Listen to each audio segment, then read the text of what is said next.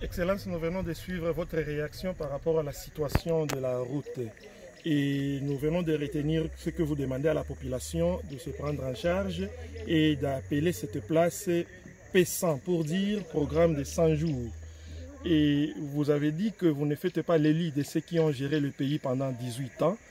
Et maintenant qu'ils sont au pouvoir avec ceux qui ont gagné les élections, qu'est-ce que vous pouvez leur proposer par rapport à cette situation? Proposer, je ne sais pas, mais je voudrais dire que au lieu de passer le temps à se quereller pour le pouvoir, qu'ils se mettent à travailler pour le peuple. Et s'ils travaillent pour le peuple, ils légitiment leur pouvoir, parce que ce sont le peuple, le développement, qui est le critère. Pas les discours. Pas les discours. 18 ans, on a parlé des 5 chantiers. Allez voir. On a parlé de la révolution de la modernité. Allez voir. Ceux qui arrivent et nous disent le peuple d'abord. Allez voir. Allez voir. Alors, au lieu de se quereller, qu'ils se mettent à travailler. Et le peuple verra. Et le peuple arbitrera. Ce n'est pas pour crier avec des arguments sophistiqués. Ceci ne fait rien, cela n'ont rien fait. Mais vous êtes ensemble. Qu'ils travaillent maintenant ensemble et qu'on voit. Et que l'opposition devienne l'arbitre vrai. C'est ça la démocratie. Ce n'est pas la force la démocratie. Ce n'est pas seulement les discours, ce sont les actions. Ce sont les actions. Je vous dis pendant le prochaine échéance, ils vont venir ici avec des arguments. Et cette route restera toujours comme ça. Et cette route restera toujours comme ça. Alors j'ai dit à la population, attendez-moi bien. Moi je suis pour une révolution pacifique.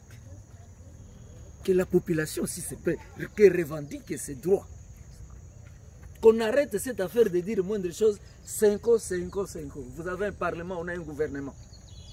La 5 ans peut être là pour accompagner. Qu'on arrête cette façon de dire quand l'évêque s'embourbe, tout le monde est content en disant cette fois-ci, Wenjo t'a tout semé à couler. Non, ils ont des députés. Voilà ce que je voulais dire, voilà ce que j'en appelle aux uns aux autres. Je ne fais pas les lits des uns contre les autres. Mais j'en appelle, regardez, j'ai fait une analyse, hein, suivez-moi bien. J'ai remarqué que dans ces pays, depuis qu'on est entré dans ce que vous appelez aujourd'hui la démocratie, au début de chaque échéance, à la fin de chaque échéance, à la fin de chaque élection, quand un gouvernement est là, un parlement, on crée une situation pour distraire la population. En 2006, on a commencé ce débat-là sur 2 tours.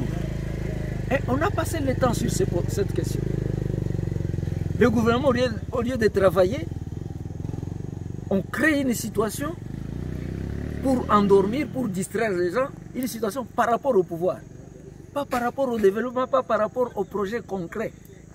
Les routes, les écoles, et on a parlé de 100 jours, bon, vous avez apprécié vous-même. En 2011, on crée une situation autour du mandat du président de la République.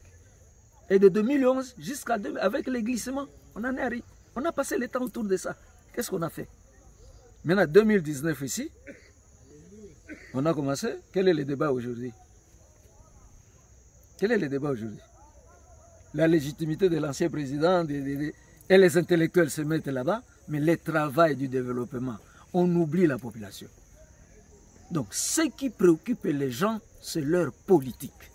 Ce n'est pas du tout le peuple. Alors, nous leur demandons de s'occuper du peuple et le peuple leur donnera le pouvoir. Voilà. Deuxième question, Excellence. À l'occasion de votre premier passage sur cette route nationale numéro 2, vous vous êtes rendu compte de la même situation et vous avez écrit un livre intitulé « Au pays de l'or et du sang ». Et à nos questions, vous avez répondu, si vous pouviez encore réécrire le livre, vous ajouterez un autre élément au pays de l'or, du sang et de l'arme. Qu'est-ce que vous voulez dire par là? Ah mon Dieu, d'abord libre à toi d'appeler cette route nationale. Libre à toi d'appeler que ça c'est une route nationale. Je te le conseille.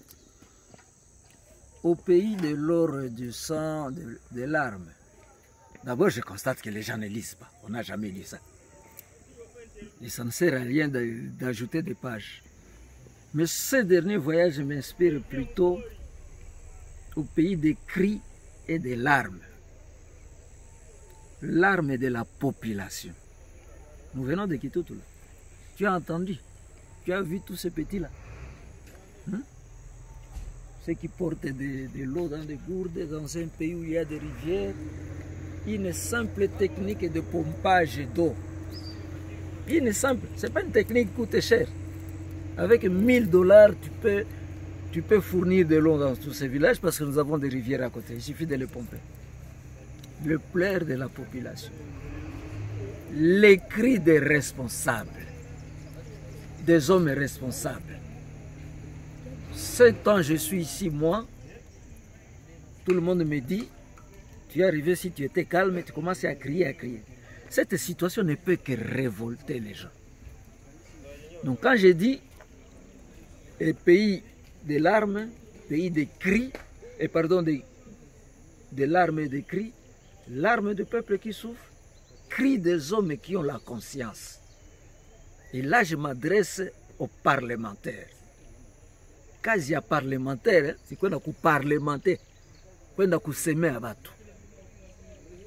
On doit terminer avec cette histoire de venir voler, j'appelle ça voler, les voix de la population, et on va se cacher à Bukavu, à Kinshasa, sans rien faire.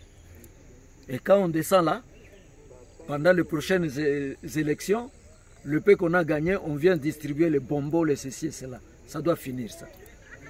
Et c'est comme ça que j'en appelle aussi à la population, qu'elle ne s'arrête pas seulement à pleurer, qu'elle réagisse.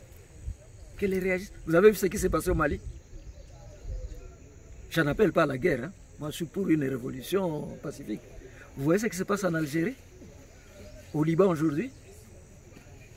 Qu'on arrête cette affaire de s'abattre sur les gens. Je ne veux pas dire à qui vous ne devez rien. Nous, comme évêques, nous devons beaucoup à la population défendre leur cause par la prédication de l'évangile. Et quand nous parlons, ces gens-là nous renvoient à l'évangile comme si l'évangile disait « taisez-vous, souffrez ». Non, l'évangile ne nous a pas dit ça. L'évangile nous appelle à la charité qui en termes sociaux s'appelle développement, travail. C'est ça. Merci beaucoup, Excellence. Et j'ajouterai un élément pour les intellectuels. Que les intellectuels quittent cette logique de la corruption. C'est honteux les intellectuels congolais. C'est des sophistes. Tu connais un sophiste? Un sophiste, c'est lui qui peut te dire, tes souliers là sont un chapeau. Et tu enlèves tes souliers, tu les mets dans le chapeau. Quand tu te mets à défendre des causes indéfendables pour l'argent, pour le pouvoir. Et ça, c'est honteux. Qu'on s'appelle professeur d'université et qu'on fasse des choses comme ça. Je dis, je vous remercie et laissez-moi tranquille. Merci beaucoup.